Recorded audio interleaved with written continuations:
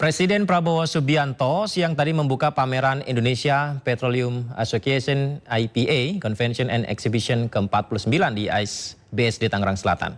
Dalam kesempatan itu Prabowo mengingatkan jajarannya menyederhanakan regulasi terkait investasi.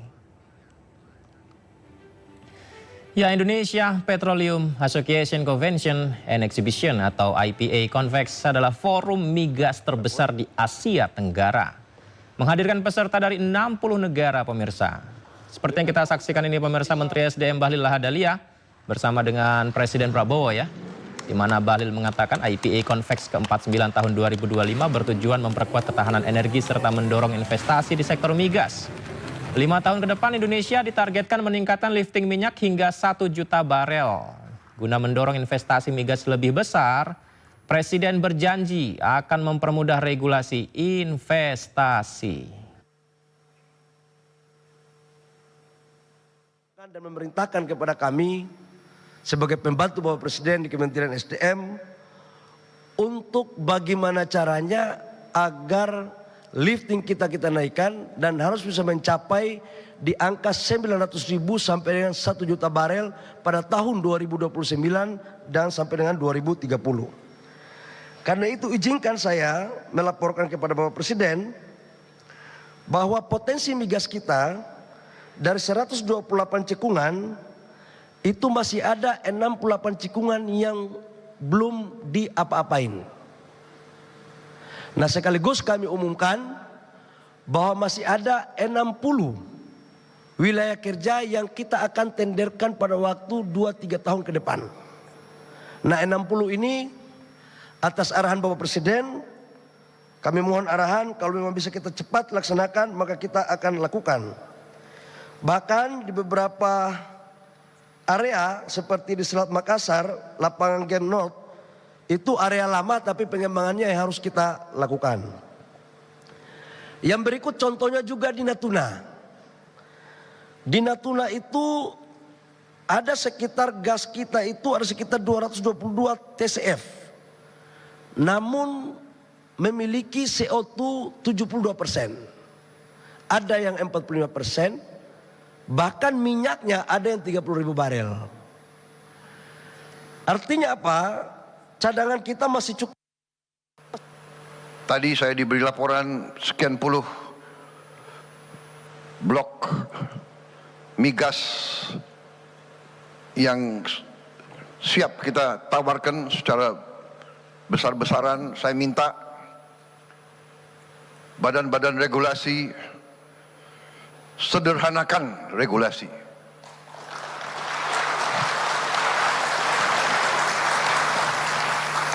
Saya ulangi, sederhanakan regulasi.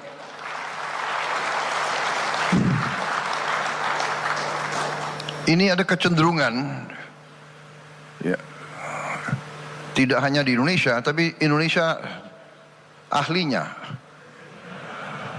Indonesia ahli membuat regulasi yang demikian sulit untuk kita sendiri. Ini harus kita kurangi. Pejabat yang tidak mau mensederhanakan regulasi akan saya ganti, akan saya copot.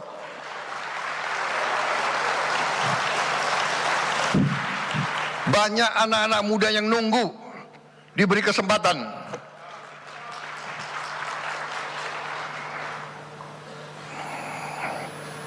Saya minta dirubah budaya.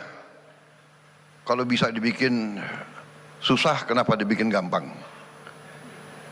Rubah cara berpikir seperti itu. Cara berpikir seperti itu tidak boleh lagi kita biarkan di republik kita yang kita cintai ini, saudara-saudara. Pejabat pemerintah, regulator adalah melayani masyarakat, mendukung, membantu semua pihak yang ingin bekerja di Indonesia. Kita butuh hasil yang cepat untuk rakyat kita. Dunia berubah, yang lamban, yang malas, yang punya pemikiran-pemikiran aneh-aneh harus pinggir, dan kita akan pinggirkan. Kita akan pinggirkan mereka-mereka yang tidak bekerja dengan baik.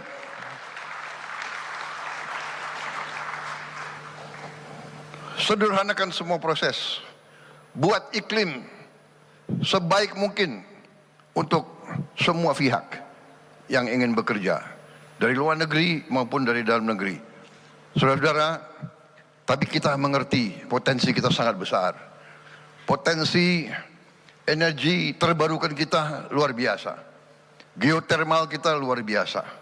Potensi kita energi hidro. Menteri Keuangan Sri Mulyani Indrawati menyampaikan proyeksi pertumbuhan ekonomi Indonesia tahun 2026 berada di kisaran 5,2% hingga 5,8%. Pertumbuhan ekonomi 2026 akan dihadapkan pada berbagai dinamika global dan ketidakpastian yang meningkat. Laju pertumbuhan ini diakui akan jadi pondasi kuat mencapai pertumbuhan ekonomi Indonesia hingga mencapai 8% dalam beberapa tahun ke depan. Sri Mulyani menyebut stabilitas harga, daya beli yang terjaga, peningkatan kesempatan kerja. Ini diharapkan mampu memperkuat konsumsi rumah tangga sebagai pendorong utama pertumbuhan ekonomi. Dan kebijakan fiskal 2026 juga akan terus didesain untuk mendukung akselerasi pertumbuhan ekonomi nasional, meningkatkan kesejahteraan rakyat, serta menurunkan angka kemiskinan. Pertumbuhan ekonomi 2026 juga akan dihadapkan pada berbagai dinamika, gejolak, dan ketidakpastian. Kami memproyeksikan pertumbuhan ekonomi 2026 pada kisaran 5,2% hingga 5,8%. Dengan tetap menjaga daya beli masyarakat, mendorong transformasi dan reformasi ekonomi termasuk hilirisasi sumber daya alam, dan perbaikan iklim investasi dan sumber daya.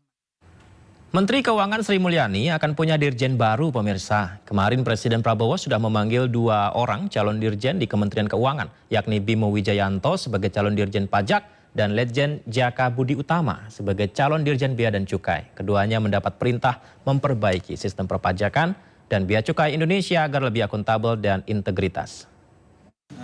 Saya dengan Pak Letjen Jaka Budi Utama dipanggil oleh Bapak Presiden.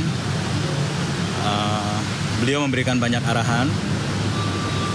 Beliau menegaskan komitmen beliau untuk memperbaiki sistem perpajakan Indonesia supaya lebih akuntabel, lebih berintegritas, lebih independen untuk mengamankan program-program nasional beliau, khususnya dari sisi penerimaan negara. Saya diberikan mandat nanti sesuai dengan arahan Menteri Keuangan akan bergabung dengan Kementerian Keuangan, begitu juga dengan Letjen. Presiden Prabowo menunjuk Bimo Wijayanto menjadi Direktur Jenderal Pajak yang baru menggantikan posisi Surya Utomo. Lalu sebenarnya pemirsa siapa Bimo Wijayanto? Kita simak berikut informasinya.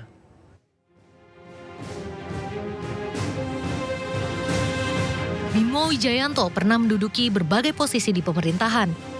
Ia pernah menjadi Sekretaris Deputi Bidang Koordinasi Kerjasama Ekonomi dan Investasi Indonesia di Kementerian Koordinator Bidang Perekonomian pada 2020 hingga 2024.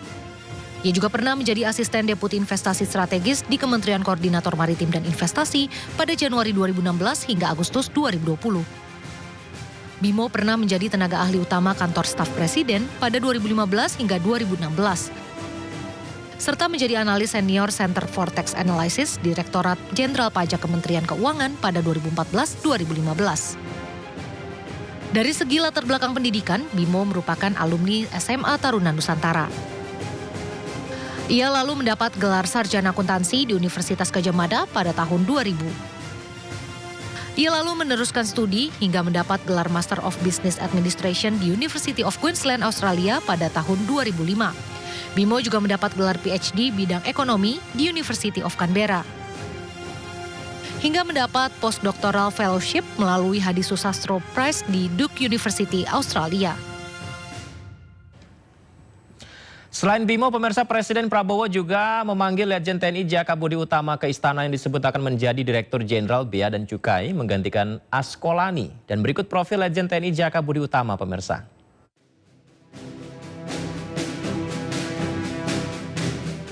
Letjen TNI Jaka Budi Utama masih aktif sebagai perwira tinggi TNI Angkatan Darat hingga saat ini. Pengalaman karir Letjen Jaka di bidang kemiliteran sudah cukup panjang sejak tahun 1997. Kala itu ia bergabung sebagai anggota Tim Mawar. Ia pernah bertugas di Danionif 115 Macan Lauser di 2004 hingga 2007. Dandim 0908 Bontang dan Rem 012 Teku Umar di 2017 hingga 2018, Waspam Kasat pada 2018 hingga 2020, hingga menjadi asisten Panglima di tahun 2023. Sementara itu, Letjen Jaka memulai karir di pemerintahan sebagai Deputi Bidang Koordinasi Politik Kemenko Polhukam di 2021. Lalu ia menjabat sebagai Inspektur Jenderal Kementerian Pertahanan selama Juni 2024 hingga Oktober 2024. Hingga sejak Oktober 2024, ia pun menjabat sebagai Sekretaris Utama Badan Intelijen Negara hingga kini. Sedangkan dari sisi pendidikan, Letjen Jaka menempuh berbagai pendidikan militer seperti Akademi Militer, Sesar Kabif, Sesko TNI, hingga Lemhanas RI. Ya, Letjen Jaka masih aktif sebagai perwira tinggi TNI Angkatan Darat hingga saat ini. Pengalaman karir Letjen Jaka di bidang kemiliteran sudah cukup panjang sejak tahun 1997. Dan pemirsa, kita ke informasi berikutnya. Pemerintah menargetkan pertumbuhan ekonomi tahun 2026 berada di kisaran 5,2% hingga 5,8% yang tertuang dalam kerangka ekonomi makro dan pokok-pokok kebijakan fiskal RAPBN tahun 2026.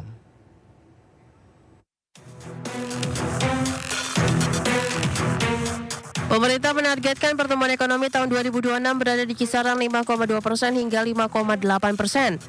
Hal tersebut tertuang dalam kerangka ekonomi makro dan pokok-pokok kebijakan fiskal RAPBN tahun 2026. Laju pertumbuhan ini diakui akan menjadi fondasi kuat untuk mencapai pertumbuhan ekonomi Indonesia hingga mencapai 8% dalam beberapa tahun ke depan. Dalam sidang paripurna di DPR, Menteri Keuangan Sri Mulyani menyebut stabilitas harga, daya beli yang terjaga, serta peningkatan kesempatan kerja diharapkan mampu memperkuat konsumsi rumah tangga sebagai pendorong utama pertumbuhan ekonomi. Meski demikian, Sri Mulyani mengakui pertumbuhan ekonomi 2026 akan dihadapkan pada berbagai dinamika global dan ketidakpastian yang meningkat. Pertumbuhan ekonomi 2026 juga akan dihadapkan pada berbagai dinamika, gejolak, dan ketidakpastian.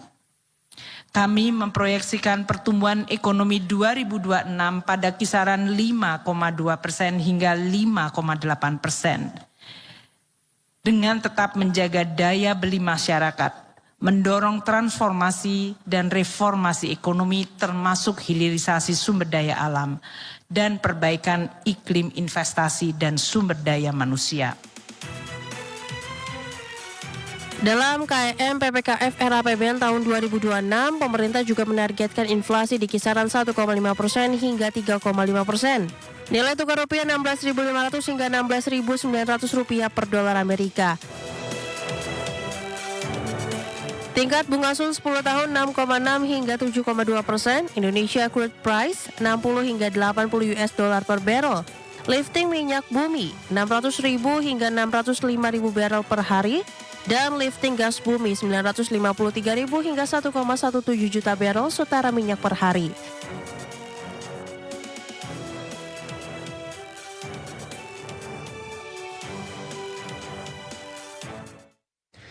Ya, dan pemirsa, pembatasan gratis ongkos kirim barang dalam aturan Kementerian Komunikasi dan Digital atau Komdigi sempat menuai kontroversi, terutama konsumen yang biasa belanja online dan gemar menggunakan promosi bebas ongkos kirim.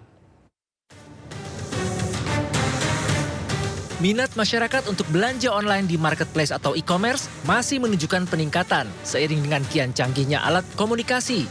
Berbagai kemudahan memilih barang yang disukai, kemudian tinggal klik dan menanti kiriman datang sudah menjadi realita kehidupan sehari-hari masyarakat saat ini. Apalagi jika ada promo gratis ongkos kirim. Namun di balik promo gratis ongkos kirim, ada beban yang harus ditanggung sejumlah pihak seperti perusahaan dan pekerja jasa pengiriman. Kementerian Komunikasi dan Digital berupaya untuk memberikan perlindungan dengan pemberlakuan peraturan menteri. Hingga berkembang kabar yang cukup menghebohkan, ada pembatasan gratis ongkir hanya 3 hari dalam 1 bulan.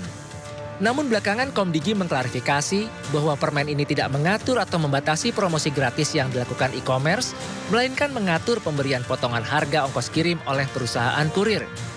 Dampak dari potongan harga ongkos kirim dikhawatirkan dapat membuat kurir dibayar rendah, perusahaan kurir merugi, serta layanan yang kian menurun. Badan Pengelola Investasi Danantara terus membuka ruang kerjasama strategis di sektor investasi. Uni Emirat Arab berkomitmen untuk turut serta investasi di sektor pelabuhan dan logistik hingga pengembangan produk vintage.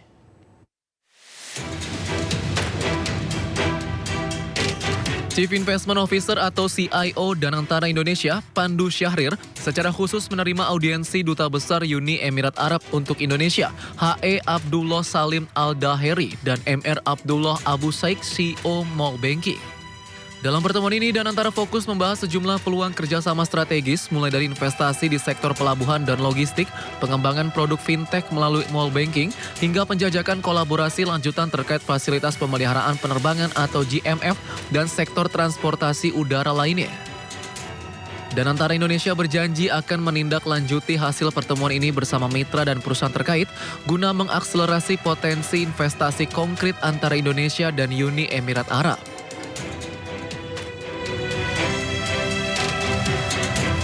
Menteri Koordinator Bidang Infrastruktur dan Pembangunan Kewilayahan Agus Harimurti Yudhoyono menjadi pembicara utama dalam Forum Southeast Asia Summit on Prosperity and Sustainability yang diselenggarakan di Universitas Stanford, Amerika Serikat. Pada kesempatan ini Menko AHY, kita lihat ada Pak SBY juga ya. Ini Menko AHY menyampaikan sebagai negara demokrasi terbesar keempat di dunia dan jembatan antara Asia, Afrika, dan Pasifik, Indonesia siap membentuk agenda pembangunan yang tidak hanya berkelanjutan, tetapi juga adil. Menko AHY menegaskan bahwa Asia Tenggara tidak lagi hanya menjadi wilayah bereaksi terhadap perubahan global, tapi kini turut mendorongnya. Selain itu, Menko AHY turut memaparkan langkah-langkah nyata yang tengah diambil di bawah kepemimpinan Presiden Prabowo Subianto. Di antaranya adalah penguatan ketahanan pangan dan air, percepatan energi terbarukan seperti panas bumi dan waste to energy, serta pembangunan infrastruktur tahan iklim untuk menghadapi tekanan urbanisasi dan perubahan iklim.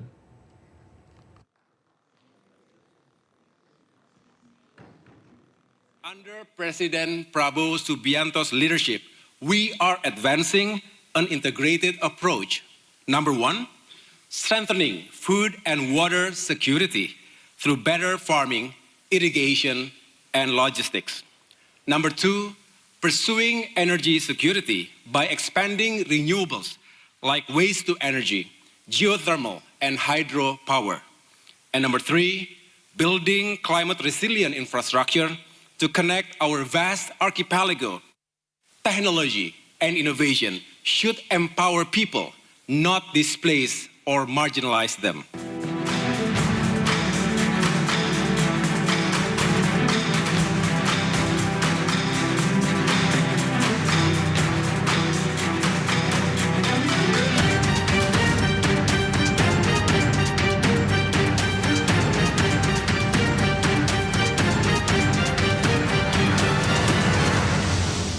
Pemirsa, MERS-CoV atau Middle East Respiratory Syndrome Coronavirus kian menyebar di beberapa wilayah di Arab Saudi. Tetaplah bersama kami di Sindo Prime.